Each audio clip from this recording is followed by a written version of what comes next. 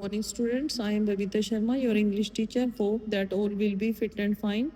Your vacations have started and they will continue up to the 30th of June, and up to the 29th of the May we will send you some videos of the syllabus that will be the part of your unit test. Every teacher has told you the syllabus of unit test. English syllabus also has been told to you, and in the unit test there will be the letter to editor in your writing portion. And once again I am going to tell you the format of the letter to editor. Yes बेटे, जो letter to editor आएगी आपके syllabus में, उसमें there will be 8 parts. आपके 8 parts होंगे in the format. Fourth part ये cover करेगा. And on the very first part आपको क्या लिखना है? आपको लिखना है द सेंडर एड्रेस. आप सेंडर हो तो you will write your address on the first place. As like you are sitting in the examination hall, तो आपका एड्रेस होगा examination hall dash dash city. अगर स्टेटमेंट में आपका एड्रेस दिया है, in its place you will write the same address that has been mentioned in the statement.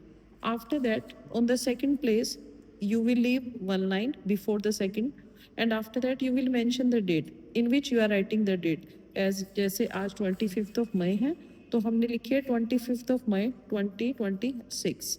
After mentioning the date, आपको mention करने के बाद यहाँ पर अगेन आपको लाइन को लीव करना है. Then you will write the receiver address, who will receive the address letter. तो हम ये लेटर अपनी एडिटर को लिख रहे हैं, तो यहाँ पर आपका एड्रेस आएगा एडिटर का. द एडिटर, जो भी न्यूज़पेपर का नाम आपको लिखना है यू विल मेंशन हेयर.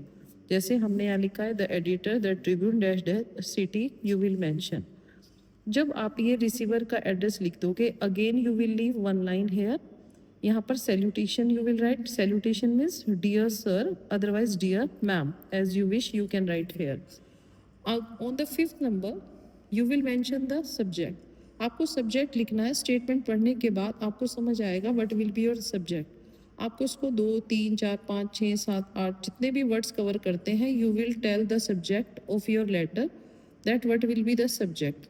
जैसे आपको किसी की कंप्लेन करनी है तो आप लिखोगे complaint about the break down of the electricity, complaint about the poor condition of the roads etcetera. Statement पढ़ के आपको समझ आएगा.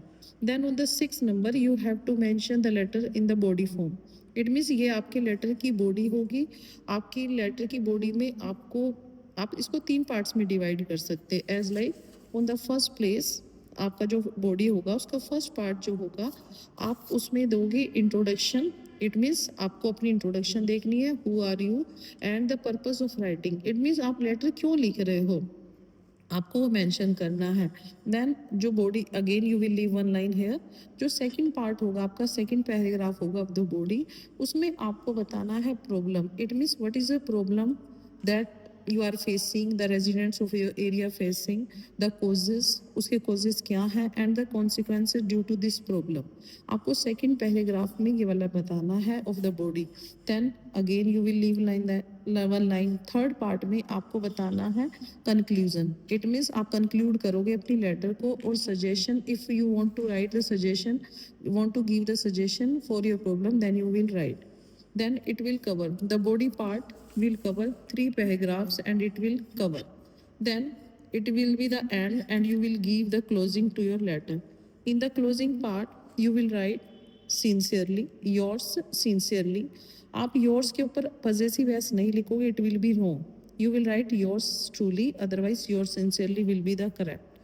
In the last place there will be the name of the sender. It means your name will be there. If it has been given, अगर आपका name है तो आप सेम नेम लिखोगे, otherwise XYZ you will right.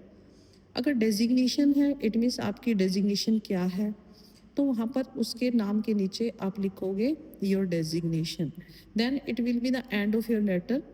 And I hope that everyone has got the format of the letter.